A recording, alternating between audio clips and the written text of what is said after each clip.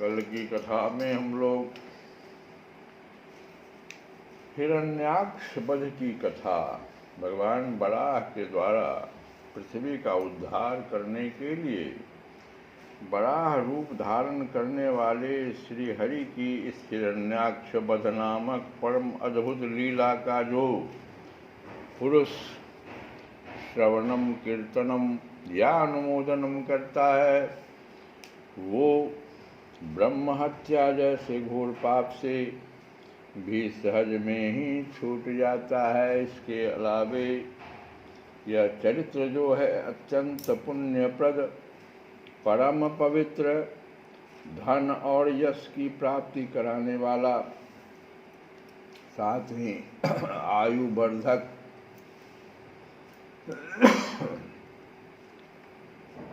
और कामनाओं की पूर्ति करने वाला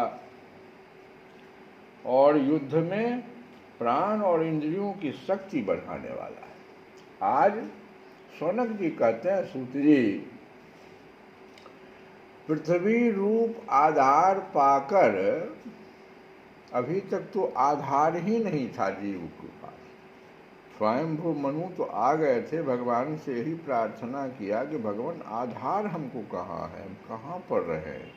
कहाँ आप तो कह रहे हैं कि सृष्टि की रचना करो, आधार नहीं है। तो जब पृथ्वी रूपी आधार को बड़ा भगवान ने स्थापित किया, तो उसको पाकर स्वयंभू मनु ने आगे होने वाली संतति को उत्पन्न करने के लिए, शौनक जी पूछ रहे हैं सूत जी से, जब तो पृथ्वी हो गया, आधार हो गया, तो अब जो है आगे होने वाली संतति को उत्पन्न करने के लिए स्वयंभू मनु ने किन किन उपायों का अवलंबन लिया? प्रश्न है। विदुर जी बड़े ही भगवत भक्त और भगवान श्री कृष्ण के अनन्य सुहृद थे, इसलिए उन्होंने अपने बड़े भाई धृतराष्ट्र को उनके पुत्र दुर्योधन के सहित भगवान श्री कृष्ण का अनादर करने के कारण अपराधी समझकर त्याग दिया।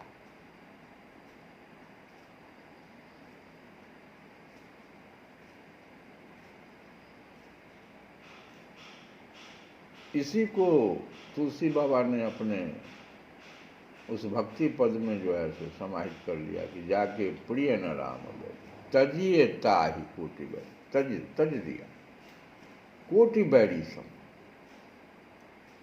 क्या कर रहे हैं? अपने बड़े भाई धृतराष्ट्र को, कौन? विदुर जी, क्योंकि कृष्ण के अनन्य सुहृद थे, और उनके पुत्र दुर्योधन के सहित भगवान कृष्ण का अनादर करने के कारण अपराधी समझकर त्याग दिया। वे महर्षि द्वैपायन के पुत्र थे और महिमा में उनमें किसी प्रकार कम नहीं थे, तथा सब प्रकार भगवान श्री कृष्ण के आश्रित और कृष्ण भक्तों के अनुगामी थे। विदुर जी, तीर्थ सेवन से उनका अंतःकरण और भी शुद्ध हो गया था।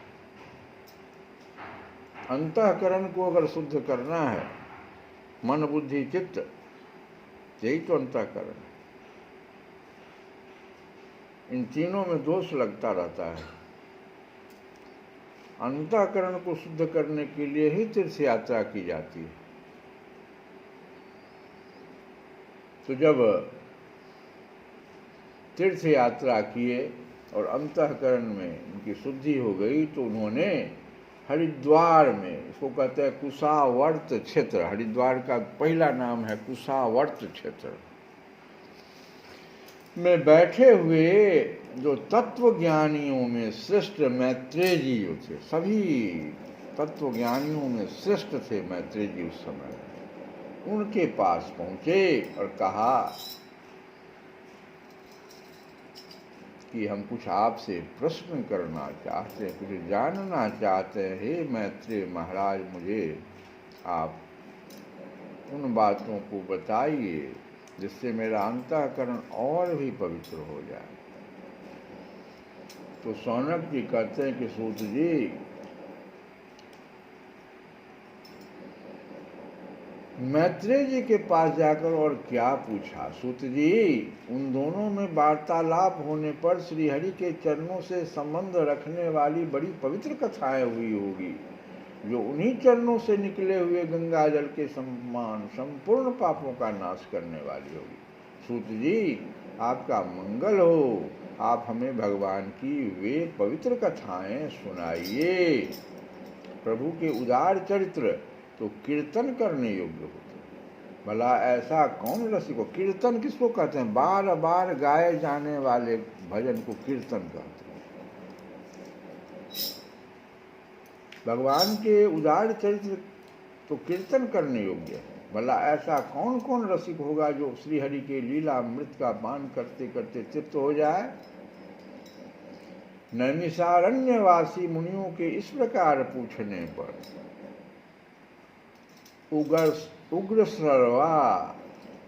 उग्रसर्वा नाम के सूत जी ने, उग्रसर्वा सूत जी ने भगवान में चित्त लगाकर उनसे कहा, सुनिए।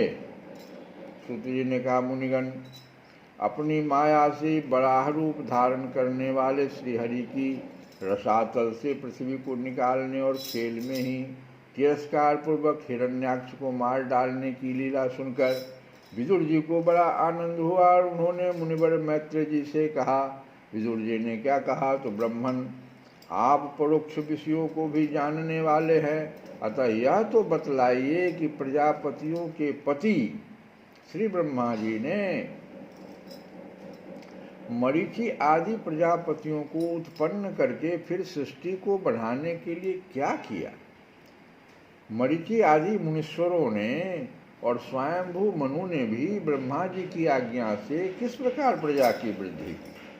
क्या उन्होंने इस जगत को पत्नियों के सहयोग से उत्पन्न किया, या अपने अपने कार्य में स्वतंत्र रहकर, अथवा सबने एक साथ मिलकर इस जगत की रचना की? 3 प्रश्न हो गए। पहला कि पत्नियों के सहयोग से, वो जो मरीचि आदि जो मुनीश्वर थे या स्वयंभू मनु, तो उससे सहयोग से, या अपने अपने कार्य में स्वतंत्र रहकर, सब मुनि अपने अपने कार्य में स्वतंत्र थे, अथवा सबने एक साथ मिलकर इस जगत की रचना की? मैत्रेय जी ने कहा, विदुर जी, जिसकी गति को जानना अत्यंत कठिन है, उस जीवों के प्रारब्ध, प्रकृति के नियंता पुरुष और काल, इन 3 हेतुओं से तथा भगवान की सन्निधि से त्रिगुणमय प्रकृति में क्षोभ होने पर उससे महत तत्व उत्पन्न हुआ। सबसे पहले महत तत्व की उत्पत्ति हुई और दैव की प्रेरणा से रजह प्रधान महत तत्व, ये महत तत्व जो था सो रजह प्रधान था, तो भगवान की फिर प्रेरणा हुई तो इस महत तत्व से वैकारिक माने सात्विक, राजस और तामस 3 प्रकार का ये अहंकार उत्पन्न हुआ। ये सब बातें पीछे भी हम बताए हैं, लेकिन पुनः हम दोहरा रहे हैं। उसने आकाश आदि 5-5 तत्वों के अनेक वर्ग प्रकट किए। ये 3 प्रकार का जो अहंकार उत्पन्न हुआ, इससे आकाश आदि 5-5 तत्वों के अनेक वर्ग प्रकट हुए। पंच तन्मात्र, 5-5 का तत्वों का देखो कौन कौन सी प्रकट हुआ। पहला तो पंच तन्मात्र हुआ, फिर पंच महाभूत हुआ, फिर 5 ज्ञानेंद्रिय हुआ। ये सब हो गया है इसी 3 प्रकार के अहंकार से। सबसे पहले महत तत्व जो तुम्हारा रजह प्रधान था, उससे फिर सात्विक प्रधान राजस, वैकारिक जिसको कहते हैं, राजस और तामस 3 प्रकार का अहंकार उत्पन्न हो। और इस तीनों प्रकार के अहंकार से 5-5 तत्वों के पंच तन्मात्र, 5 महाभूत, 5 ज्ञानेंद्रियां, ये जो हम लोगों के पास है, ये सब पहले उत्पन्न हुआ। 5 कर्मेंद्रियां और उनके 5-5 देवता भी, ये सभी जितने हुए पंच तन्मात्र, पंच महा। अच्छा एक चीज बताओ, छोटी सी बात, जल है एक पंच महाभूत में भी देखो, क्षितिजल पावक गगन समीरा, पंच तत्व यह अधम शरीरा। तो पंच पंच पंच हो गया। अब यहाँ पर देखो, अब एक जल का ही खाली लो ना, कल्हे की कथा में हम लोग थे, तो उसके एक देवता तो प्रकट हुए, वरुण देवता। आखिर इसको के संभालेगा? भगवान तो नहीं हर जगह चले जाएंगे, भगवान तो सृष्टि की संरचना शुरू कर दी। अब कहे क्या कि जल जो है अपना मर्यादा को तोड़ेगा तो कौन इसको देखेगा? पृथ्वी पर प्रत्येक छोटे छोटे एरिया में, जिसको हम लोग प्रखंड कहते हैं, एक थाना का निर्माण कर दिया जाता है। उसके अंतर्गत जितने भी गांव हैं, पंचायत हैं, उन सबों का देखभाल। अगर वो मर्यादा तोड़ रहा है तो क्या वो वहाँ से प्रधानमंत्री आएंगे, राष्ट्रपति आएंगे? है ना विचारनीय बात। यही बात यहाँ भी है। देखो, भगवान का भी यही लीला है। सबके देवता को निर्धारित कर दिया गया। ये 5 ज्ञानेंद्रियां हैं ना, 5 ज्ञानेंद्रियों के देवता को मर्यादा न तोड़े तो तुम लोग लिख लेना। इसलिए हम लोग यह भूल ना करें, हमारे 5 कर्मेंद्रियां सबके देवता हैं। हम कोई भी मर्यादा कहीं तोड़ते हैं ना तो लिखा जाता है, नहीं तोड़ना। उसके देवता निर्धारित जो हो गए। यहाँ पर तो स्पष्ट शब्दों में कह रहा है कि 5-5 तत्वों के अनेक वर्ग हुए, प्रकट किए, और इनके 5-5 देवता भी, इन पांचों के अलग अलग 5 देवता, 5-5 देवता। और इन्हीं 6 वर्गों का यहाँ संकेत, ये वर्ग जो कहा गया, अनेक वर्ग प्रकट हुए, 6 वर्ग हो गए।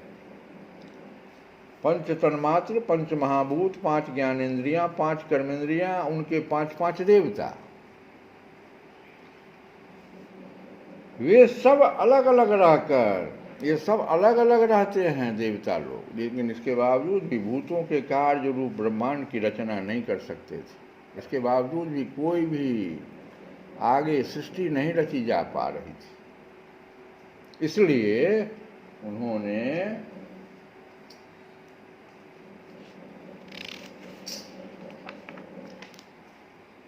भगवान की शक्ति से परस्पर संगठित होकर एक सुवर्ण वर्ण अंड की रचना की। वही हो गए ब्रह्मा।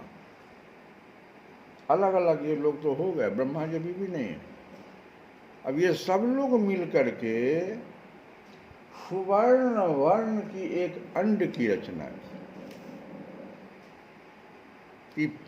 6 वर्ग पर कमांड के करेगा? सब 6 तो अलग अलग है। सृष्टि की संरचना होगी कैसे? लेकिन सृष्टि के लिए आवश्यक उपकरण है। जैसे हम लोग भी अगर भोजन बनाने जाते हैं तो बहुत सारी वस्तुएं तो है घर में, लेकिन उसको बनाने वाला तो एक चाहिए ना, सबको मिलावे, कैसे बनेगा भोजन? तो वह अंड जो है चेतना शून्य अवस्था में, अंड तो बना दिया सब, क्योंकि सब तो चेतना शून्य था, भगवान तो किसी में नहीं था। तो सब चेतना शून्य था, तो सब चेतना शून्य मिल तो गया, संगठित हो गया भगवान की। लेकिन प्रेरणा भगवान की, कि तुम लोग एक जगह हो जाओ। एक अंड का निर्माण, सुवर्ण वर्ण का अंड हुआ। लेकिन वो भी चेतना शून्य था, हजारों वर्ष उसी अवस्था में रहा, चेतना शून्य अवस्था। 1000 वर्ष से भी अधिक समय तक कारणावधि के जल में पड़ा रहा। वो अंड जो है जल में पड़ा रहा। फिर उसमें श्री भगवान ने प्रवेश किया, और अभी भी यह प्रक्रिया चल रही है। अंड का निर्माण होता है, बच्चा आने, भगवान प्रवेश करते हैं बहुत कुछ महीनों के बाद। वैज्ञानिक भी इसी को कह रहा, बायोलॉजिस्ट भी कह रहा।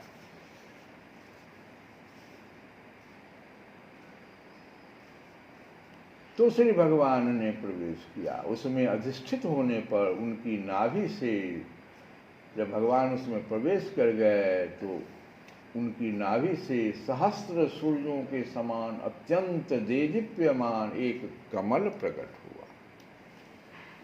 पहला जीव आ गया, कमल, जो संपूर्ण जीव समुदाय का आश्रय था, साधारण कमल नहीं। उसी से स्वयं ब्रह्मा जी का भी आविर्भाव।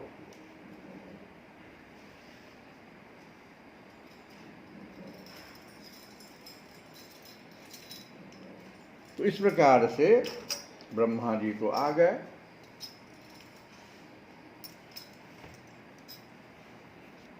भगवान जो सब में चेतना लाए, उनका भजन तो थोड़ा हो जाना चाहिए। तो भजले सीता राम मनवा, भजले सीता राम, भजले सीता राम मनवा, भजले सीता राम, भजले सीता राम मनवा, भजले सीता राम, भजले सीता राम मनवा, भजले सीता राम। दिवस दिया जो हरि गुण गाले, गुरु दिया जो नाम, दिवस दिया जो, ये जो दिन दिया भगवान ने, दिवस दिया, काहे के लिए दिया? दिवस दिया जो हरि गुण गाले। कौन सा हरि गुण? तो गुरु दिया जो नाम, गुरु दिया जो नाम। अरे माता पिता ने जन्म दिया है, माता पिता ने जन्म दिया है। अरे रूप दिया भगवान, ओ रूप दिया भगवान, मनवा भजले सीता राम, मनवा भजले सीता राम, भजले सीता राम, मनवा भजले सीता राम, भजले सीता राम, मनवा भजले सीता राम। राम प्रभु हैं अंतर्यामी, सकल खबर वे लेते। राम प्रभु हैं अंतर्यामी, सकल खबर वे लेते। जिसने जैसा कर्म किया है, जिसने जैसा कर्म किया है, वैसा ही फल देते। मनवा भजले सीता राम, मनवा भजले सीता राम। जिसने जैसा कर्म किया है, वैसा फल प्रभु देते हो, वैसा फल प्रभु देते।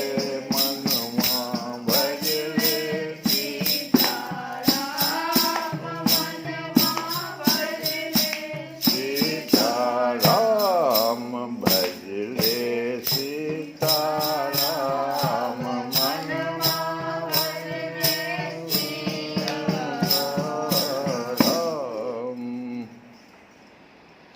लड़का जन्मा पाला पोसा, लड़का जन्मा पाला पोसा, लड़का जन्मा पाला पोसा, लड़का जन्मा पाला पोसा।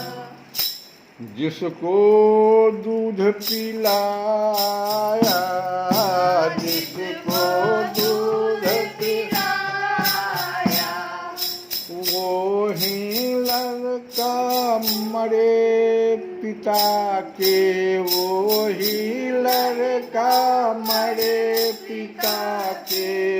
मुख में आग लगाया, मनमा मुख में आग लगाया, मनमा भजले सीताराम, मनमा भजले सीताराम, मनमा भजले सीताराम, मनमा भजले सीताराम, भजले सीताराम,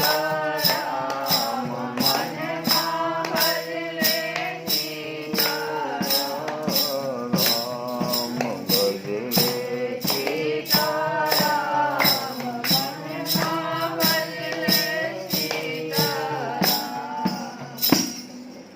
ओ एक नर भूला दो नर भूले, भगवान को भूल गया एक आदमी, मान लो परिवार का एक आदमी भूल गया, दूसरा भूल गया, तो कहते एक नर भूला दो नर भूले, एक नर भूला दो नर भूले, एक नर भूला दो नर भूले, भूला सब संसार,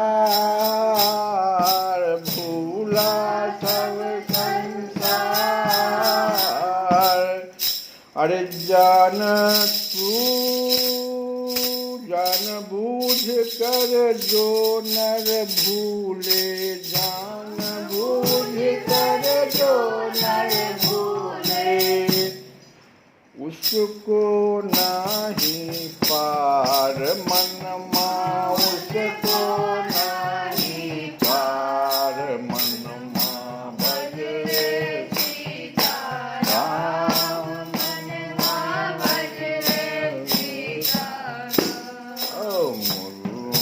भजले सीताराम, मनमा भजले सीताराम।